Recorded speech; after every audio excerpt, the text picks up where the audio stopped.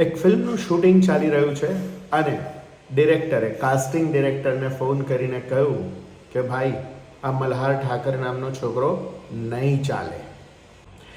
નમસ્કાર દોસ્તો, હું છું ગર્વથી ગુજરાતી વિપુલ અને તમે પણ ગર્વથી કહો હું ગુજરાતી. મિત્રો, મારી આ ચેનલ ગર્વથી ગુજરાતી વિપુલ ઉપર આપણે દર શુક્રવારે નવી રિલીઝ થયેલી ગુજરાતી ફિલ્મોના રિવ્યૂ કરીએ છીએ, તેમજ જૂની ગુજરાતી ફિલ્મો વિશે પણ અવનવી વાતો લઈને હું આવતો હોઉં છું.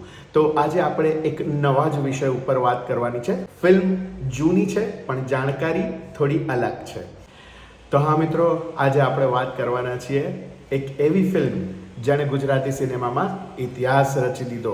સૌથી વધારે કમાણીનો આંકડો એ ફિલ્મના નામે બોલે છે અને એ ફિલ્મનું નામ છે છેલ્લો દિવસ.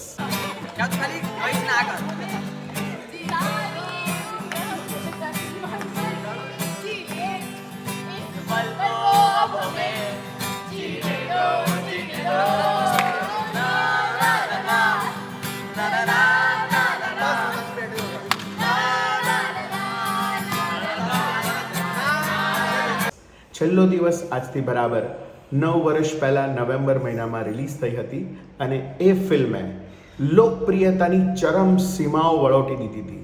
એક પણ એવો ગુજરાતી બાકી નહીં હોય કે જેણે એ ફિલ્મ ના જોઈ હોય. પણ મિત્રો, ઘણી વખત એવું બનતું હોય છે કે કેટલીક ફિલ્મો આપણને લાગતી હોય છે કે આ નહીં ચાલે, પણ તેમ છતાં એ ફિલ્મ ધીરે ધીરે ધીરે ધીરે કરતાં બધાથી આગળ નીકળી જતી હોય છે. અને આવી જ એક ફિલ્મ એટલે છેલ્લો દિવસ. મિત્રો, છેલ્લો દિવસ એ 8 કલાકારોની, 8 મિત્રોની વાત હતી અને એમાં એ 8 મિત્રોની એક જર્ની બતાવેલી હતી. બહુ સુંદર પ્રકારે એ ફિલ્મને બનાવવામાં આવેલી, કન્સીવ કરવામાં આવેલી.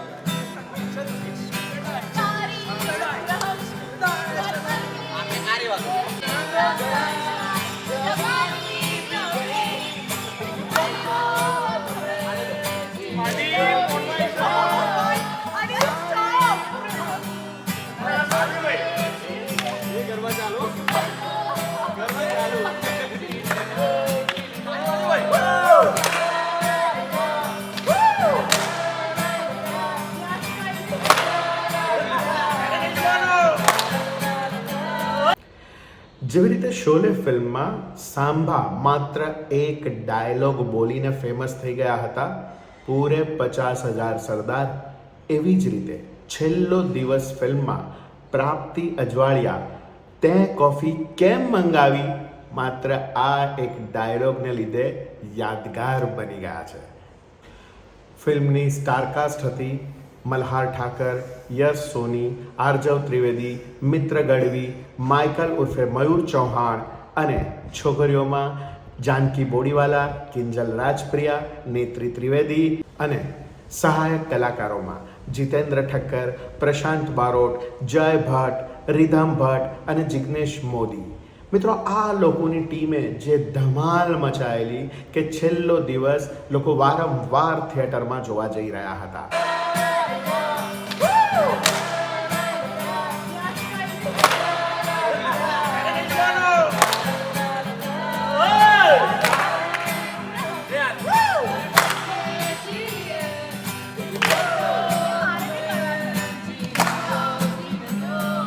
એ પછી આ જેટલા પણ કલાકારોના મેં નામ ગણાવ્યા એ બધા જ કલાકારો સુપરસ્ટાર થઈ ગયા. મને લાગે છે કે અત્યાર સુધીમાં એ દરેક કલાકારોની 8-10થી વધારે ફિલ્મો આવી ચૂકી છે અને ઇન્ડસ્ટ્રી ઉપર, ગુજરાતી ઇન્ડસ્ટ્રી ઉપર આ બધા જ કલાકારો અત્યારે રાજ કરી રહ્યા છે. પણ જ્યારે આ ફિલ્મનું શૂટિંગ થતું હતું ત્યારે વાત કંઈક જુદી જ હતી.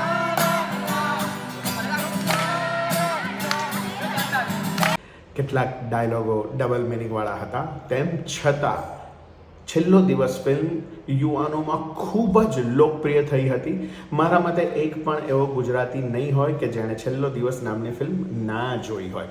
અરે ગુજરાતીઓની વાત જવા દો, હિન્દી બોલવાવાળા લોકો એટલે કે ગુજરાતી ઓછું સમજવાવાળા અથવા તો માત્ર સમજવાવાળા ગુજરાતીઓ, જે લોકો ગુજરાતી બોલી નથી શકતા, એ લોકોએ પણ આ છેલ્લો દિવસ ફિલ્મને ભરપૂર માણી હતી. टकरा गया तुमने दिया फासलों में आ गया. આ ફિલ્મના કાસ્ટિંગ ડિરેક્ટર છે અભિષેક શાહ. અભિષેક શાહે એક ઇન્ટરવ્યૂમાં એવું કહ્યું હતું કે આ ફિલ્મનો જ્યારે મેં ફાઇનલ કટ જોયો ત્યારે મેં કૃષ્ણદેવ યાજ્ઞિકને કહ્યું હતું કે પ્લીઝ આ ફિલ્મ રિલીઝ ના કરશો, આ ફિલ્મ નહીં ચાલે. પણ રાઇટર ડિરેક્ટર કૃષ્ણદેવ યાજ્ઞિકને પોતાની આ પ્રોડક્ટ ઉપર એટલો ભરોસો હતો કે એમણે કહ્યું કે ના, ગમે તે થાય પણ હું આ ફિલ્મ રિલીઝ કરીને જ રહીશ. અને મિત્રો, એમનું આ ઇન્સ્ટિંક્ટ બહુ સાચું પડ્યું. આ ફિલ્મે જબરજસ્ત કમાણી કરી, જબરજસ્ત ક્રેઝ ઊભો કર્યો લોકોમાં. અને ગુજરાતી ફિલ્મોમાં આ ફિલ્મ પછી તો જાણે કે વાવાઝોડું આવ્યું ગુજરાતી ફિલ્મ બનાવવાનું. ઢગલા બંધ ફિલ્મો બનવા લાગી એના પછીના વર્ષોમાં. પણ આ ફિલ્મની જ્યારે મેકિંગ થઈ રહ્યું હતું ત્યારે તે સહેજ પણ સહેલું નહોતું. આટલા બધા કલાકારોની સાથે કામ કરવાનું એટલે કૃષ્ણદેવ યાજ્ઞિક માટે એક ચેલેન્જ તો હતી જ, પણ એમને એમની વાર્તા ઉપર પૂરેપૂરો ભરોસો હતો. તો એક દિવસ જ્યારે આ શૂટિંગ ચાલતું હતું એની શરૂઆતમાં એક દિવસ કૃષ્ણદેવ યાજ્ઞિકે ફોન કરીને એવું કહ્યું અભિષેક શાહને કે ભાઈ, આ મલ્હાર ઠાકર નામનો એજ એક્ટર છે એ બરોબર નથી કરી રહ્યો, મને કંઈ મજા નથી આવી રહી.